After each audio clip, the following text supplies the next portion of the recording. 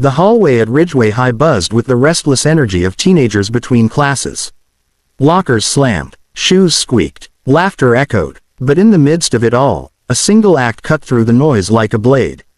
3 boys, big for their age, cocky from privilege, snickered as they cornered their new literature teacher, Ms.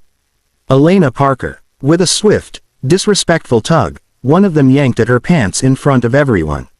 The hallway fell silent for a moment.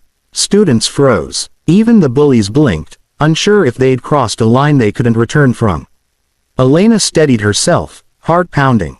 She pulled her clothes back in place with dignity, eyes locking with each boy's smirking face. "Are you finished?" she asked quietly, her voice calm but slicing like glass. No yelling, no threats, just the weight of someone who wasn't going to break. The boys laughed louder, trying to hide their unease. They had no idea that this moment would change their lives. Elena Parker wasn't just a teacher. She was the heir and CEO in waiting of Parker Industries, a massive corporation that employed thousands of people in their small city, including the parents of the very boys who humiliated her. But she hadn't taken this teaching job for money or prestige. After years of running the company's youth outreach, she wanted to understand young people's struggles from the inside. She wanted to teach, to guide. She hadn't expected to become a target. That night, Elena sat alone at her kitchen table, staring at her tea. The humiliation replayed in her mind like a cruel loop. Part of her, the CEO part, wanted to pick up the phone and have their families summoned to her office. But the teacher in her, the one who still believed in redemption, asked, "What are these boys learning at home? Why do they act this way?" She knew punishing them without understanding them wouldn't change anything. Still, she couldn't let it slide. The next day she walked into class as if nothing had happened. The boys expected a meltdown or suspension. Instead, she handed each of them a sealed envelope. Inside was a simple note. "Greater than, you are required to attend a community service weekend with me.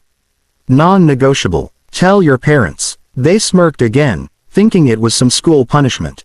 But when their parents read the letter, their faces went pale. They knew who Elena Parker was. They knew Parker Industries paid their mortgages. Each family called Elena privately, apologizing profusely. Elena politely declined their apologies. "This isn't about you," she said. "This is about your sons." The weekend arrived. The boys climbed into Elena's SUV reluctantly, expecting lectures. Instead, she drove them to one of the company's outreach centers in a poor neighborhood. They spent the day handing out meals, tutoring kids, and cleaning up litter. At first they dragged their feet, making jokes, but as the hours passed something shifted. They met children who had no parents, no money, and no safety nets. They saw gratitude in the eyes of people who had nothing but still said thank you. They heard stories of struggle far greater than anything they'd imagined. That night, Elena sat them down on the curb outside the center. "Do you know why I brought you here?" she asked. The boys shrugged, eyes avoiding hers. She continued, "Because you think power makes you untouchable. You think money makes you better. It doesn't. It just makes you responsible for how you treat people. You embarrassed me, but more than that, you embarrassed yourselves." For the first time, the leader of the trio, Jason, spoke up. "We didn't know you," he trailed off, ashamed. "You didn't know me," Elena said gently, "but you didn't need to. Everyone deserves respect, no matter who they are." The second day of service went differently. They worked harder. They stopped joking. By the end of the weekend, they were silent, thoughtful. On Monday, the hallway buzzed again as usual, but this time, something extraordinary happened. The 3 boys approached Elena in front of everyone. Jason cleared his throat and handed her a small note. "We're sorry," it read. "We were wrong." The crowd, stunned, watched as Elena accepted their apology with a nod. But she didn't stop there. With the boys' consent, she started a new program at Ridgeway High, Respect in Action, a partnership between Parker Industries and the school. It paired privileged students with community service projects, teaching empathy through experience. The boys became its first youth ambassadors, speaking about their mistakes at assemblies. They were no longer just bullies, they were leaders. Elena faced challenges too. Parents accused her of using her power unfairly. Some students mocked the program. The boys stumbled, sometimes slipping back into old habits.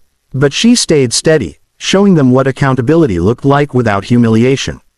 Slowly, the culture of the school began to shift. Students stood up for each other more. Teachers felt supported, even the bullies. Parents started volunteering. Months later, at the program's first anniversary assembly, Jason stood at the podium, eyes scanning the crowd. "We thought we were powerful," he said, voice cracking. "But real power is lifting people up, not tearing them down." Ms. Parker taught us that. He stepped aside, and the auditorium erupted in applause. Elena, watching from the wings, felt her throat tighten. She had started as a teacher to understand her students. She ended up changing them, and herself. The humiliation in the hallway had become the seed of transformation, not revenge. Inspiration message. The story leaves viewers with a powerful takeaway. Dignity and compassion can break cycles of cruelty. True strength isn't using power to humiliate, but to guide, transform, and uplift, even those who hurt you.